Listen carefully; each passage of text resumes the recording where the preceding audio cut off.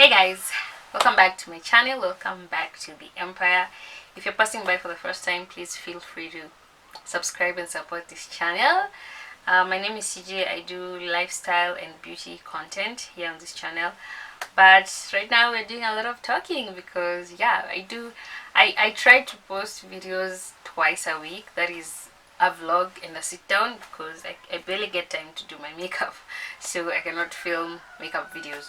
But yeah, if you are enjoying my content, thank you so much for the returning subscribers, for the new subscribers that I've gained. Thank you so much for your love. Continue supporting me. It's been a journey. It's been a journey. Yeah. So today I want to talk about something that a lot of people tend to shy away from, but it's something that affected me in my childhood, and I want to change how I feel about it. It's a TMI. It's a lot of information. It's a lot because it's something that really affected me, and how I'm reacting to it right now because my baby is about to become a teenager is totally different. Like, you guys, you don't know. Let's just get straight into this video.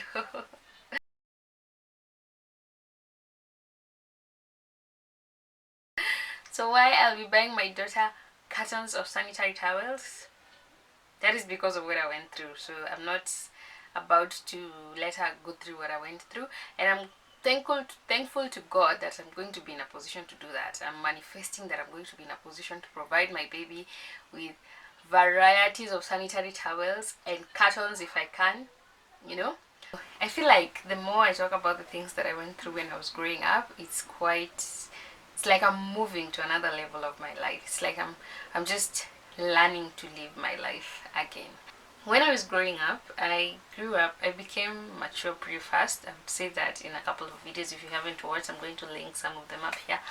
I grew up pretty fast, and I grew up by learning through watching people. Like, I did not either reading or just watching. I was never sat down and talked to about my periods like my parent or my parents or my mother, because she was the only parent I can like relate to. She never really sat me down and told me, sorry, I'm just looking at my notes, and told me that there is something called periods, and this is what you're supposed to do, this is how it's handled, and this is what is done, and all that kind of stuff. So I don't even remember knowing that I'm supposed to have my periods at a certain time. So when I was in grade 5, I don't know, I was 12 or 11, my periods came pretty early when I was like 10, I think 11, in grade 5, class 5, that is. Third time, I can't forget. It was third term, and it was closing day, so I used to have a white petticoat. Those days we used to wear petticoats. For those who don't know, it's called a hamisi, so I used to have a white petticoat, and it was, I just remember going home from closing day, and my petticoat was stained. It didn't have red, it was just a brownish kind of stain, and my pant also had the same stain. So I was like, oh, trust me, I don't even know how I knew that those were periods. Like, no one had ever told me about periods. I was not in grade 6 yet, because in grade 6 is where you're taught about your periods. So I just remember getting myself 20 shillings, going to the shop and buying cotton wool. I don't even know where the idea of cotton wool and periods came from. I can't tell you. It was just instinct. I don't know. So yes, I used to use cotton wool. My mom, I never remember my mom having that discussion with me about periods. Sometimes I sit down, as aged as I am right now, and I wonder if she ever had periods, because the kind of things that I went through because of my periods, I don't remember. I feel like I wonder if she had periods and how she used to handle them, because if she had periods, which I know she had, she was supposed to at least show me how things are done, but she never did that. I used to see my elder sisters they used to send me to the shop when I was small and tell me, "Enda kwa duka, tell them you want a cake called Always. I can't forget. So I used to bring them cakes called Always, and these are my sisters who most of the time were in boarding school, so, and they never explained. And that time I was very young when I was being sent that. I was very young. I think I was in nursery school, so I never really got to understand what it meant. So they will tell me, go to the shop and tell them that you want a cake called Always. So I would wonder why when I bring this cake, it was not being shared.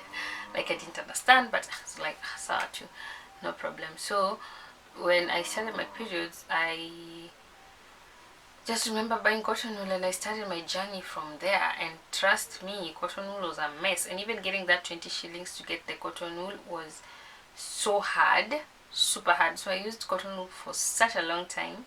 It was just the other day when I was with a classmate of mine that she actually told me that she used to use tissue, and I was like, girl, I thought you guys had the money to buy pads and everything. Is like, no, hey, it was worse. Better you used cotton wool. I used to use tissues. Like, what? Kweli tumepitia. Yes, and tissues of those days, they had such a bad texture. It was so bad. So I used to wear cotton wool, and the bad thing about cotton wool is that it sticks to your, like, you know, when now you're growing, you have pubic hairs. When cotton wool and period blood mix and they touch your pubic hairs and it dries, it is not an interesting feeling, because you would make a step and you feel that way. You're like, oh my god, what the hell is going on? Because at that time you still don't know how to shave. You're not shaving. I don't know if people at that time knew that they're supposed to shave. I'm not sure, but it would be so painful when you just get up and you're walking and your period, and it was just a whole mess right there, you know. So I even remember at some point when I was now in grade 8 maybe, or 7, because now the first time I used Always or pads per se was when now these Always campaigns would come to school, and they would offer us sanitary towels here and there, one packet, and one packet is just for a month, and also before they come back again, it's a long time. So before they come back, I have to use cotton wool, and if I managed to save up money, that means I had to go home on food so that I can save at least for a week. I would save, because our bus fare was 5 shillings, so in a week I would save 35, and I needed it to get to 50 so that I can buy Sanigal. That was the cheapest sanitary towel. I don't know if it still exists. I've not used it for quite a while. And I would buy Sanigal, and I would hate it because Sanigal's wings, the wings that are supposed to go underneath the pads, they don't stick, so they would fold up and just stick on your thighs, and it was just it was so annoying. And I have heavy flow, so the wings will just stick on your thighs, and it will be a whole painful mess. When you are standing up again, it becomes painful. It was not interesting, so I didn't have a good experience with Sanigal. But the times then when I didn't have bus fare to save, I would have to use cotton wool, so I would save like 20 shillings. So I used to have a lot of friends, yes, a lot of friends actually, who many people mistook me to be my boyfriends. Like I used to have, like, you know, when you're a teenager in school, you have, there's adolescent and everyone is like hyping around you and stuff, and I had a lot of boys just being friends, to be honest. And people actually, even when I meet my classmates right now, they always tell me, hey, you used to have a lot of boyfriends. But to be honest, they were not like boyfriends in that sense that they were thinking. People even thought I was like not, like my morals are not right, and that was not even the case. Like I would have them because they would always want to make me happy. Most of them would want to buy me lunch and break, so I would tell them to give me the money instead of buying it. So what I'd do with this money is that I'd keep it. So some would give me 10 shillings. Those times 10 shillings and 20 shillings was a lot of money. So some would give me 10 shillings, 20 shillings, and I would keep them and save them up, and then maybe get up to 50 shillings. It was not like all of them would give me money, just a few of them. And I would save the money, put it together with my fair money and I would buy pads. Okay, so that is how I used to survive. That is how I would get pads. Alright, but if it doesn't happen like that, I will just get 20 shillings and I buy cotton wool and move on with life. Now the worst thing about cotton wool is that you'll be walking thinking that there's something underneath there, and kumbe cotton wool fell down a long time ago. It's behind you. You're gone. Cotton wool, because it has nothing that holds it, so it just falls off your pant, and you're going about your life. Cotton wool fell.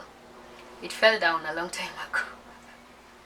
And you're moving on with your life. It was so frustrating. It is something that I feel like if my morals are not right, all these boys that I had hanging around, I feel like it was very easy for me to sleep around just to get money to buy me pads.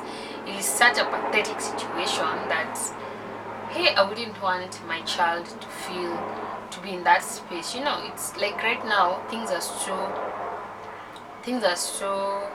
how would I say, things are so exposed. It's not like our days. Our days, sex was, before you even think about sex, you would, I don't even think we would even go there. Like, it was something that was so, it was so not talked about. Like, we didn't know much about sex. We didn't know much about sex like it is right now. Right now, sex is everywhere. It's sold every day, anywhere, anytime. Like, babies are quite exposed to sex at a very early stage, so they would know that if I want to get something, I can give a man sex and they can offer it to me. So I wouldn't want my daughter to be in such a space. So I would make sure that I'm going to buy her every brand, you know, and I'm going to make sure that I buy her all the platinums, like not just brand per se, like the most expensive brands. I'm really praying to God that he gives me that money, because